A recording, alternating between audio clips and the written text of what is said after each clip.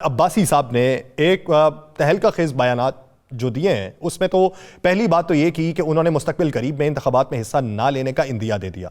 दूसरी बात उन्होंने ये की कि नवाज शरीफ साहब ने ना राबिता किया और ना ही उस राबिते की ज़रूरत है, यानी उन्होंने दरवाजे अपने बंद कर दिए। तीसरी बात उन्होंने ये की कि जिस लेवल प्लेइंग फील्ड से पाकिस्तान तहरीक इंसाफ को इक़्तिदार मिला था अब भी वही लेवल प्लेइंग फील्ड है, लेकिन उसमें वो पाकिस्तान तहरीक इंसाफ का तज़किरा नहीं कर रहे। तो उनका इशारा किस तरफ था? मजमूई तौर पे हमारी सियासत किस तरफ को गामजन है? और मौजूदा सूरत हाल में एक बुनियादी सवाल यह है कि नया जो रजिस्टर्ड वोटर है उसकी तादाद में 3 करोड़ से जायद का इजाफा हुआ है, यानी 3 करोड़ से जायद नौजवान वोटर्स जो हैं वो रजिस्टर्ड हुए हैं पाकिस्तान के अंदर। क्या तमाम सियासी जमातें उनको भी टारगेट कर रही हैं या फिर पुरानी सियासत के ऊपर ही बात हो रही है? बात का आगाज करते हैं। आप आमिर साहब, सबसे पहले आपकी तरफ आऊंगा। बिलावल भुट्टो जरदारी साहब कहते हैं कि पुरानी सियासत करेंगे तो जो भी वजीर आजम बनेगा मुल्क नहीं चलेगा, और उन्होंने ये भी कहा कि पुरानी रिवायती सियासत को दफन करना होगा। एक तरफ इशारा ये लगता है कि वो मुखातिब हैं नवाज शरीफ साहब से, दूसरी तरफ क्या आसिफ अली जरदारी साहब की भी तर्ज सियासत के ऊपर वो बात कर रहे हैं? बहुत शुक्रिया जी। देखिए, वो किसी मखसूस फ़र्द के बारे में बात नहीं कर रहे, वो तर्ज सियासत के बारे में बात कर रहे हैं।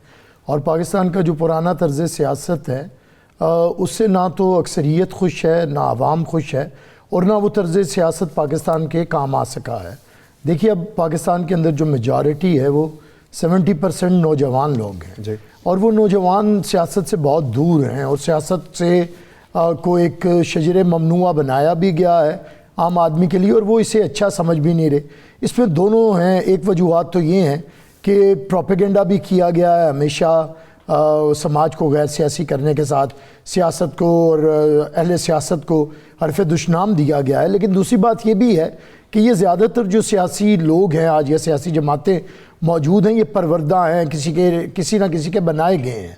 तो चेयरमैन बिलावल साहब जिस बात की तरफ इशारा कर रहे हैं वो ये है कि सियासत को कंट्रोल अगर कोई करे तो वो अवाम करे, जो कि ताकत का सरचश्मा है, कोई और सियासत को कंट्रोल ना करे। अब देखिए ना, कोई ऐसा शख्स बयानियाँ बनाए, कोई ऐसी जमात बयानियाँ बनाए, मैं किसी मखसूस लेकिन ओवरऑल बात कर रहा हूँ, जो ख़ुद उसी तरफ से आ रही हो, जो आवाम को ताकत का सरचश्मा ना समझते हों, जो इस्टेब्लिशमेंट के रास्ते से सियासत करते रहे हों और आज भी करना चाहते हों।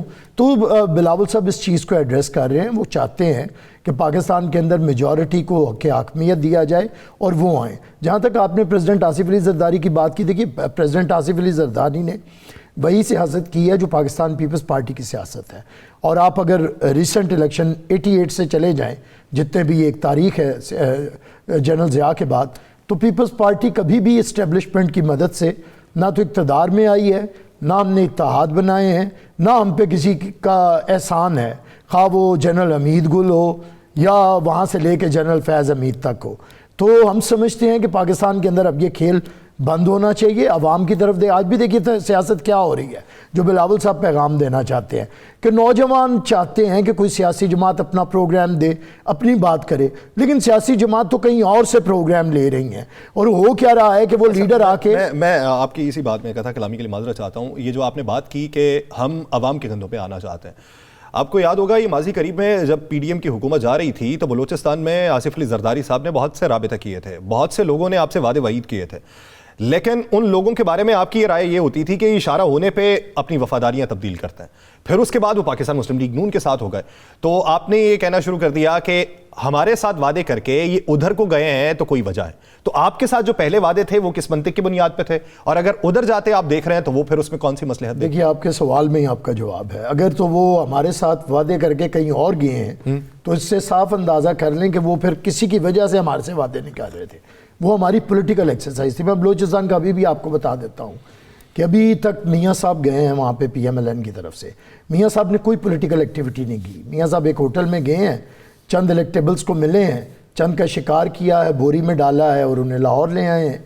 लेकिन हम जब भी बलूचिस्तान में गए हैं वहाँ पे वर्कर्स कन्वेंशन किए हैं, बार एसोसिएशंस में गए हैं, लोगों के साथ रब्ता किया है, तो हम कहते हैं सियासत करें, ड्राइंग रूम्स के पीछे बैठ के साजिशें मत करें, और लोगों को ये मत बताएं कि सियासत ये है कि अगर कोई मैनूवर करेगा, अगर कोई वो मियाँ साहब के लफ्ज़ हैं कि खलाई मखलूक की नहीं सुननी चाहिए, मियाँ साहब के लफ्ज़ हैं कि कठपुतलियाँ नहीं बनना चाहिए। हम ये कह रहे हैं कि अगर आप ही नहीं थोड़े अरसे के लिए चाहे लोगों को ये बात सुनाइए, हम तो अज़ल से ये बात सुना रहे हैं। तो मियाँ साहब ने सुनाई थी खलाई मखलूक की ना माने, पपेट ना बने, कठपुतलियाँ ना बने। तो हम यही उन्हीं की बात कह रहे हैं। तो हम जब सियासत करते हैं बलूचिस्तान के अंदर तो हम आवाम से रब्ता करते हैं, हम ड्राइंग रूम में किसी से नहीं करवा लेते। जो भी शमूलियत कर रहे हैं वर्कर्स कन्वेंशन में, अवाम के सामने, अवाम के यकजहती के साथ और अवाम के प्रेशर के ऊपर। तो हम ये कहते हैं कि सियासत करें, अवाम की सियासत करें। इसलिए नए तर्ज सियासत की ज़रूरत है। अगर आपने 40 साल 45 साल पहले भी यही सियासत की थी कि कोई आपको इत्तेहाद बना के देगा, कोई आपको 2/3 अक्सरियत देगा, कोई आपको बनाएगा, और आज भी अगर 45 साल के बाद वही करना है तो ये पाकिस्तान के ना अवाम को कबूल है, ना अक्सरियत को कबूल है, और पाकिस्तान पीपल्स पार्टी को बिल्कुल कबूल नहीं। पाकिस्तान पीपल्स पार्टी को बिल्कुल कबूल नहीं। सदीकुल फारूक साहब, जिस तरीके से बात आमिर हसन साहब कर रहे थे कि अगर आपने पुरानी सियासत ही करनी है, सवाल ये पैदा होता है कि अभी भी सियासी जमातें ये सोच रही हों कि कहाँ पे सीट एडजस्टमेंट करके मौके हासिल किए जा सकते हैं, किसके साथ इत्तेहाद किया जा सकता है, कौन से इलेक्टेबल्स को अपने साथ शामिल किया जा सकता है। जब सियासी जमातों के मंशूर के अंदर या उनकी तरजीहात के अंदर वो नया वोटर ही मौजूद नहीं है जो नया रजिस्टर्ड हो रहा है, और उनमें वही पुराने लोग हैं। मैं पुराने लोगों की नफ़ी नहीं कर रहा, ज़ात किसी की नफ़ी तो की नहीं जा सकती, अगर मौजूद है, उसकी अक्सरियत है या उसकी हैसियत है तो अपने तक मौजूद है। लेकिन नए लोगों को जब आपने पार्टी में शामिल होने की तरगीब नहीं देनी तो किस तरीके से बेहतर सियासत हो सकती है? यासिर रशीद साहब शुक्रिया, बैरिस्टर आमिर हसन और नासिर खान मूसा को भी सलाम, और आपके नाजरीन और सामीन को भी सलाम। मैं पहले तो आपने एक शायद खाकान अब्बास साहब के हवाले से एक बात की कि उन्होंने कहा है कि जी मैं उन्होंने बुलाया ना मैं जाता हूँ।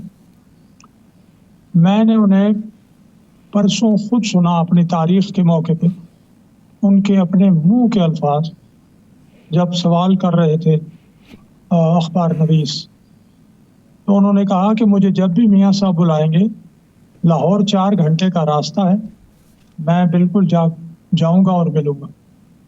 इसलिए आपने शायद कहीं किसी सोशल मीडिया की कोई सुर्खी पढ़ ली है, क्योंकि आजकल सोशल मीडिया पे बहुत बातें हैं इधर उधर की जो है वो लोग चला रहे हैं, उनमें हकीकत नहीं होती। सर, आप तज़किरा कर रहे हैं 3 दिन पहले का, मैं बयान कर रहा हूं आज की रुदात। मेरी आज उनके घर से बात हुई है। सही। मैं तो ये नहीं कहना चाहता था, मेरी आज बात हुई है।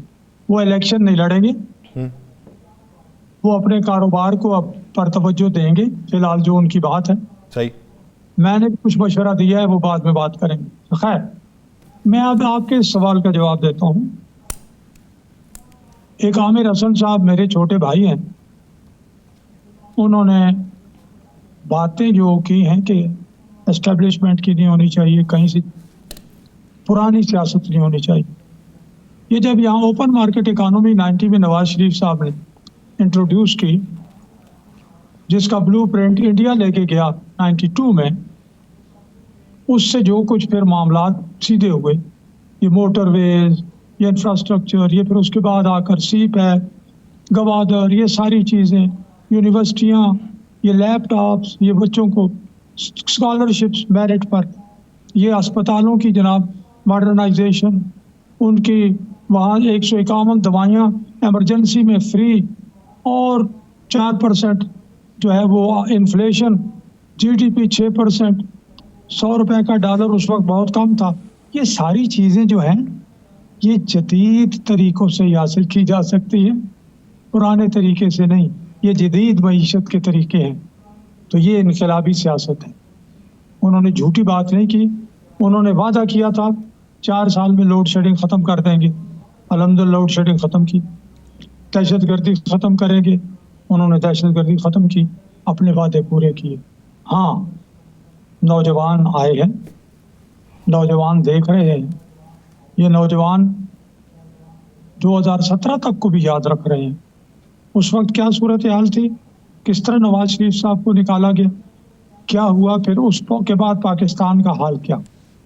ये सारी बातें उन्हें मालूम है। अच्छा, जब आप नौजवान की बात कर रहे हैं सर, आप माजी हमारी सियासत, दो जुमले सुन ले, दो जी। जुमले। हमारी सियासत कौम के लिए, मुल्क के लिए होनी चाहिए।